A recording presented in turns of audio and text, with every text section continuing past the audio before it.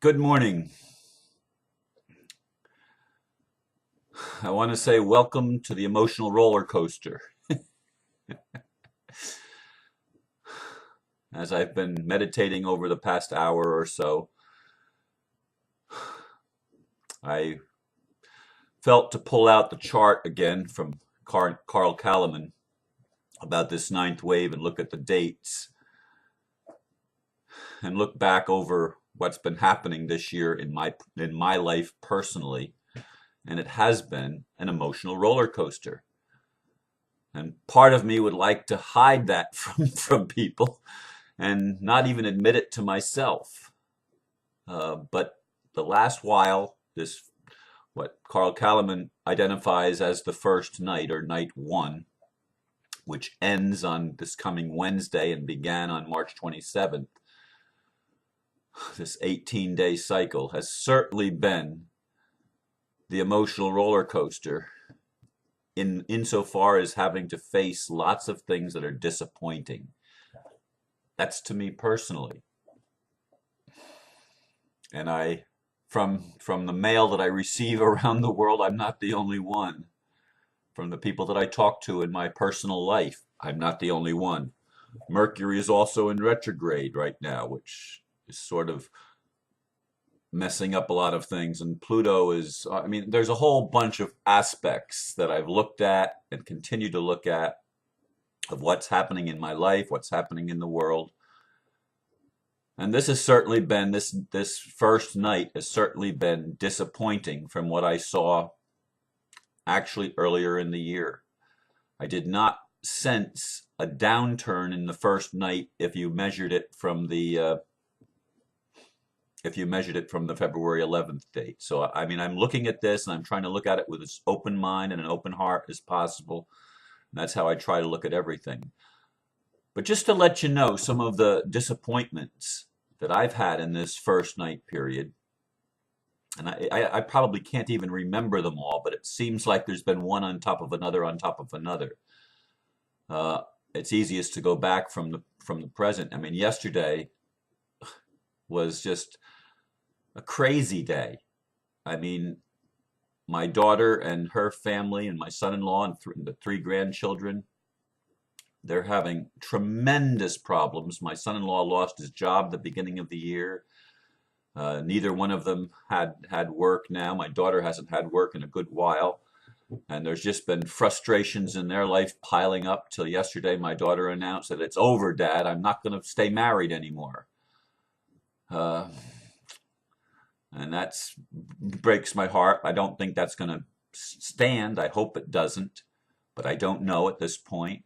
I also got a letter in the mail. The lawyer for the bank that in the lawsuit is now trying once again to take my house. I mean, they admitted defeat from my point of view at one time, but now she's bringing up the whole thing again and opening the whole can of worms again. And then, of course, the United States didn't go default and extended till September.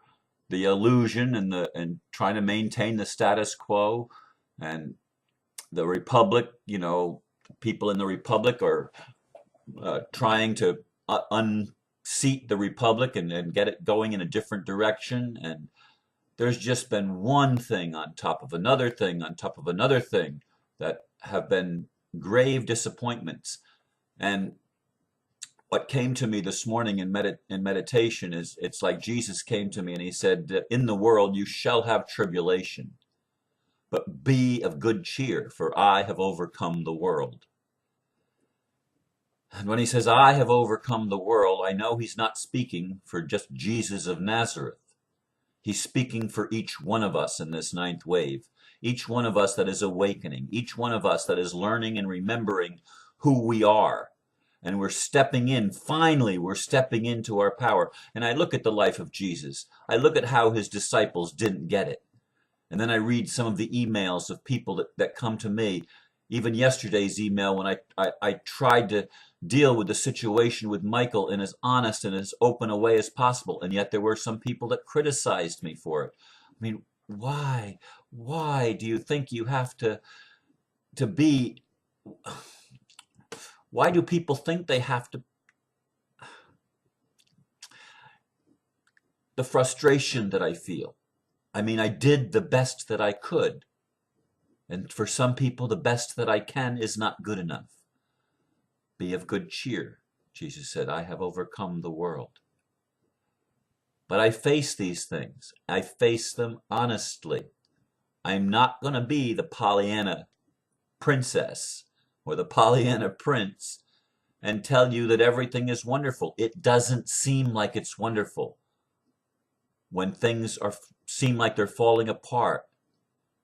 The falling apart is good. I know that. But I'm telling you, I don't experience it in my emotional body as good all the time. I mean, old fears come up. Disappointments express themselves. Even anger arises. I mean, I watch good things. I watched another judge being arrested in Great Britain yesterday. Very exhilarating. I watched the video of it, of course, on YouTube. And there's lots of good things happening, lots of challenging, lots of waking up. But this is an emotional roller coaster, folks. This year is going to be that way. That's what I'm sensing. It's going to be like riding an emotional roller coaster. Things are going to appear to be going really, really well, and then things are going to seem to take a U-turn and start going back to the old way. And it's going to be like that in this ninth wave. I'm absolutely convinced that this is true. And just based on my own personal observation and personal experience, it's what's happening in my life and in my world. So if you think that I'm always on top of the mountain and I've defeated all of my quote enemies, well, sometimes that's the way it feels to me, and sometimes it feels like my enemies have made a resurgence and they're coming back, and I'm facing all over again things that I thought that I was victorious. In regard to the lawyer and the bank and the lawsuit, I mean, they're acting totally unlawfully and illegally, even within the system. But they keep changing the system to cover up the stuff. It's happening. I mean, the Illuminati, or whatever you want to call it, the bankers, whatever you want to call the people that have been running the world, they're trying really hard to maintain the status quo. They're making deals with people, making people think, well, you can reorganize your mortgage. Mortgages have been unlawful and illegal. They have committed fraud, and it is a felony crime that these lawyers and these bankers in cahoots are committing. It is a crime that they are committing. If I had to advise people I don't know all about the rest of the world, but in the United States, if I had to advise people right now, I would say even if you can afford to pay your mortgage, stop paying it. There needs to be a mass protest against the banking cartel, against the government, and against the legal system, which is a unlawful legal system. The de facto legal system is unlawful. It is a law unto itself. It is a private society. It is the legal society. And we need to take a stand and say no more. No more are you going to defraud us of our rights. No more are you going to take away from us that which is ours by God-given right, by our natural right as human beings. This is guaranteed to us in the Magna Carta. As the people in Great Britain went and arrested the judge, and it was from March, but I didn't see the video until yesterday. As they arrested the judge, they were standing on the principles of the Magna Carta. And in the United States, we stand on the principles of the Declaration of Independence and the Constitution. We have documents that show that our rights are unalienable or unalienable. We have the lawful foundation, and that is our spiritual foundation. This is our gift that we have been given. All we have to do is look at it and say, yes, we have the right. When the government has become obtrusive and when the powers that be have acted in their own best interest against the best interest of the public has the right to take a stand and make the changes and demand the changes be made. And love makes no demands. I read that just the other day. Today, I'm feeling, no, love has to make demands. When I got that letter from or that new paperwork from the court, and then saw that she's dragging all this stuff back up again and trying to run with things that have already been defeated and already been decided, and pretending like nothing that I've ever done, nothing that I've ever said means anything. Yes, can you tell that it's frustrating for me? Can you tell that conversations with people like Michael frustrate me? And yet, when I bring Michael up,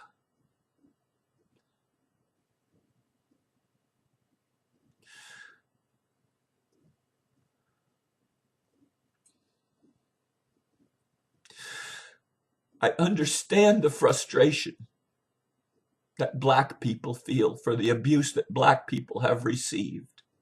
I understand the frustration of Native Americans who had their land stolen by Europeans, and the Europeans considered it their God-given right to just take, take, take. I understand how women have been abused through the ages and have been victimized by men that weren't conscious of what they were doing, of who they were, and of who the women were in their lives. I see injustice after injustice that have built through human history, where man has been inhumane to man. And now I'm using it as the human term, man, not the gender term, man. I see these things, and I feel them, and I can't help but say I love you to everyone that's hurting. I love you, and I'm so sorry. I'm so sorry. Please forgive me for wanting to see what it's like to forget who I am and to allow these things to come into being. And yet, thank you.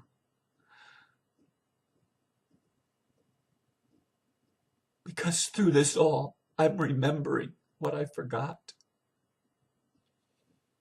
I'm remembering. It's not my intention to throw rocks at anyone, but there are things going on in the world that are unlawful, unjust, unloving, unkind, horrible things that still go on as people try to hang on to the way that it's been. And in the night periods during this ninth wave, we're going to face the things of our own underworld, as I have said before. We're going to face them. I'm facing them. We're all going to face them. And I encourage you to tell the truth, but to be in love, to go back to Ho'oponopono again and again and again. I love you. I'm sorry. Please forgive me. Thank you. I don't think I've ever really cried this much before in any of my videos, but I can't help it. Michael, I love you, even if you can't see it yet. It's true. And if you see me as being a hypocrite, that's what you see. But it's not true. And I leave each of you, whatever your hurt, whatever your disappointment, whatever struggle you're going through, be of good cheer. We are overcoming the world of illusion today in this ninth wave, even in this first night of the ninth wave that ends, thank God, on Wednesday. Bless you. Namaste. Bless you.